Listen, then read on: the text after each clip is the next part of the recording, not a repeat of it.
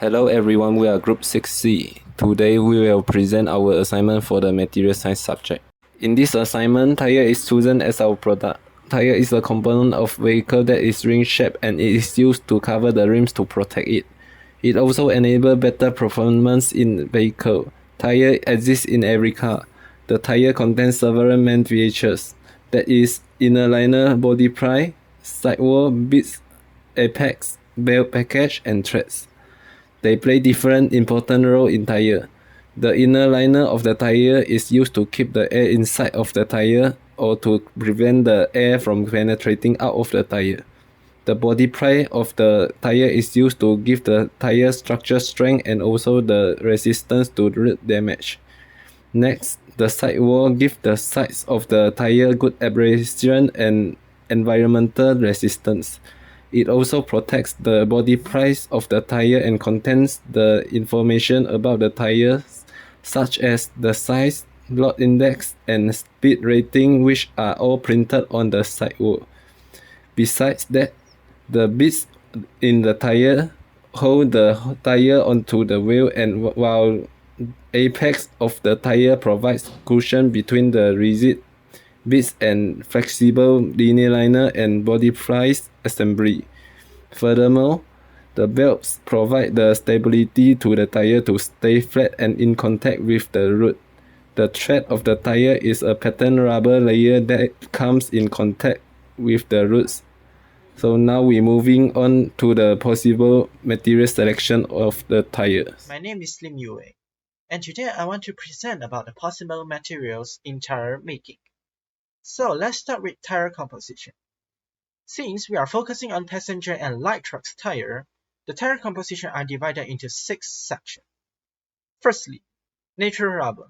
Natural rubber covers around 19% of the total tire composition, and while synthetic polymers covers around 24% of the total composition. Steel, on the other hand, covers 12% of the total composition, and textile cover around 4%, while fillers cover around 26%, and lastly, 40% is covered by antioxidant, anti-ozonant, and the curing system. Now, let's move on to material part. The first material that we consider is natural rubber. Natural rubber can be identified as polyisopropene, which is the basic isomer used in tire making. It is usually obtained from the power rubber tree. The reason why we consider natural rubber as a possible material is because natural rubber has a high tear resistance and fatigue crack resistance. Now let's move to our second material, synthetic rubber.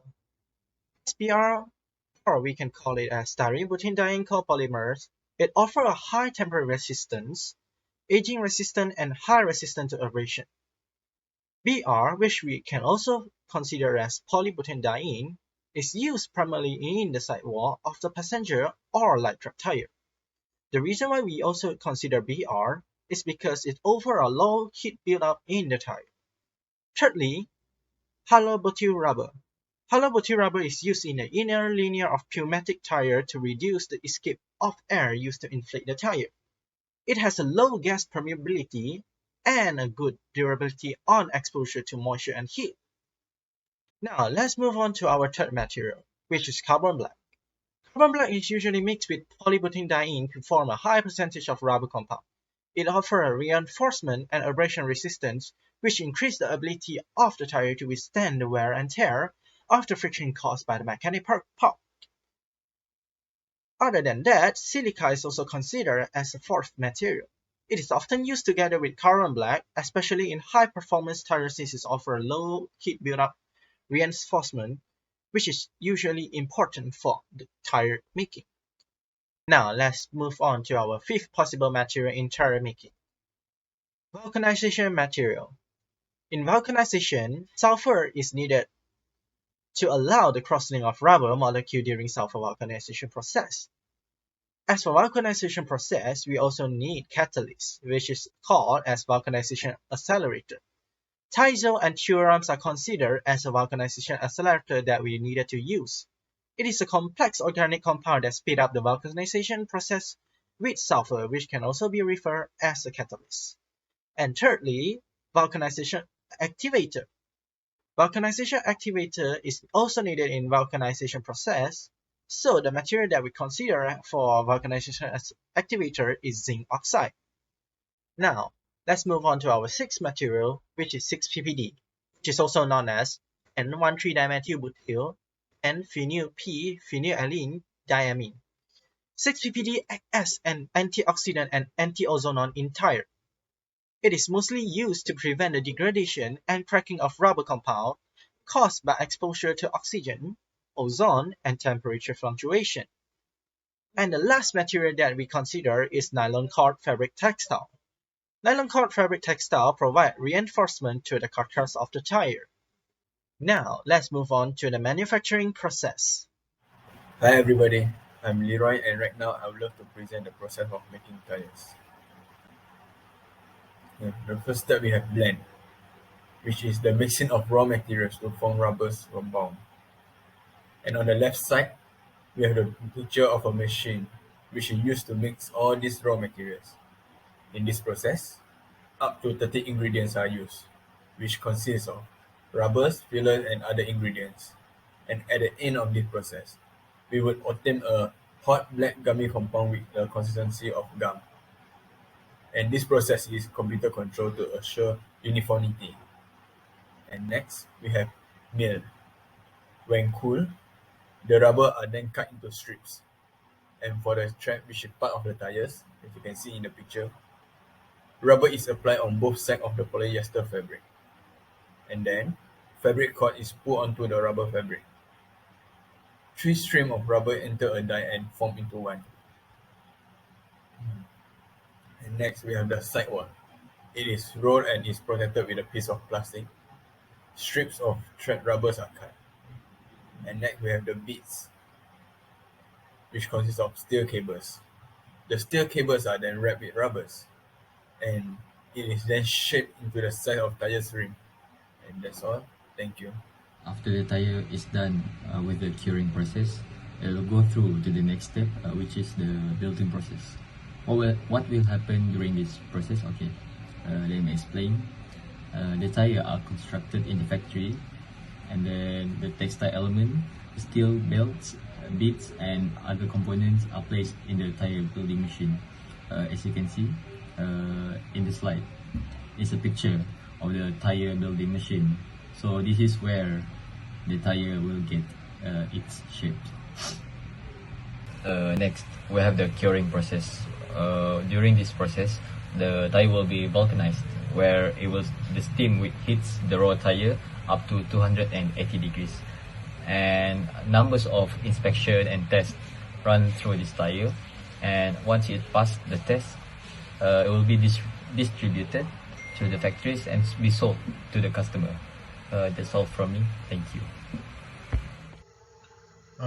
Okay, so now we'll be moving on to the suitable material selection for tires.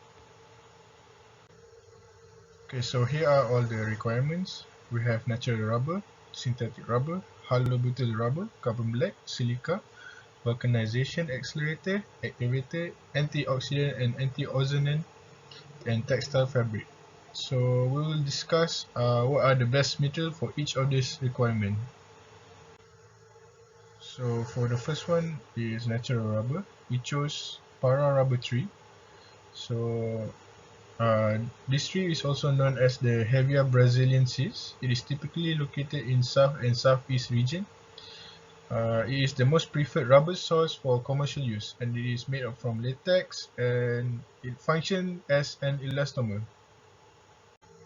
Okay, for synthetic rubber, we chose polybutadiene. In short form is BR. So the benefits are, it has low cost alternative material to natural rubber. It is superior low temperature flexibility. It has heat resistant and heat aging properties that are excellent. Its temperature range is between 45 Celsius to 107 Celsius, and it has good abrasion resistance. Then we have hollow butyl rubber. The product we chose is XIIR. Now this product provides adequate protection. It has low permeability to gases, moisture, and liquids that helps maintain optimum tire pressure. lessens the oxidization of other tire components and maintains constant performance over time. For the carbon black, we chose N234. The reason why is that this product enhances structure for fine reinforcement. It has high wear resistance, high modulus, high performance thread for passenger tires, and high quality industrial rubber good. Okay, for silica, we chose highly dispersible silica. And the benefits of this silica is that it has improved tear resistance, it has better hardness, it increased the mileage as a result of reducing rolling resistance, it has better wet grip, it has reduced greenhouse gas emission, and it has also abrasion resistant and improved overall tire performance. Now for the vulcanization accelerator, the product we choose is thiazole, and this vulcanization accelerator is the most often used primary vulcanization accelerators. It has increased scorch resistance and enable quick cure at high temperatures. It's also good at scorch latency and has a wide vulcanization plateau. Okay, so for the activator, we chose zinc oxide, and this zinc oxide plays a critical role as an activator because it promotes the greatest number of cross-link in the rubber chain. So for the antioxidant and anti-ozonant, we chose 6-ppd. Now this 6-ppd prevents rubber compounds from degrading and cracking when exposed to oxygen, ozone and temperature changes. And it will increase the tire endurance, and also there are no known substitute for this 6-ppd that offer the same performance and safety features in the tire. And the last material is textile fabric. So the material we chose is nylon tire cord, and the benefits of this nylon tire cord is that it has high braking strength, excellent impact resistance, high fatigue proof strength, good adhesive strength with rubber, and it is the highest quality framework material of all kind of rubber tires. Salam sejahtera. My name is DJ Fei. My number matrix is AD202203132. My part is to present the suitable process selection. The first process is blend. We use 30 ingredients in the tire rubber blend. It is composed of several types of rubber, filler, and other ingredients, mixed in giant blenders known as Bunbury mixer, which is this. And this will create a black gummy compound that will be sent to milling process. Then the next process is milling. Once the rubber is cold, it is sent to a special mill where the rubber is cut into strips that will form the basic structure of the tire. At the milling stage, other elements of the tire are prepared, some of which are then coated in other type of rubber. The next process is build. The tire itself is constructed from the inside out. The textile element, steel, belts, brake, ply, thread, and other components are placed in a tire building machine that ensure every part is in its precise location. This will result in what looks like a relatively finished product known as the green tire. Then last process is cure. The green tire is then vulcanized with hot mode in curing process, compressing all of the parts of the tire together and giving the tire its final shape, including its tread pattern and the manufacturer's sidewall markings. Then the next part is financial plan. So to build the tire, the first one is natural rubber, which is compound 27%, and the market price. Then the synthetic rubber SPR is 17%. Then the synthetic rubber BR is 9%, and harabutyl is 3%. Carbon black is 29%, and then this 6-PVD thiazole, zinc oxide, sulfur, nylon cord, fabric textile is 15%. All plus is 50%, and the total is 100%. Then the last part is the price. So the market price is 81.55 ringgit Malaysia. Okay, thank you. In conclusion, the most suitable material and ingredient used in tire making is natural rubber obtained from para rubber tree.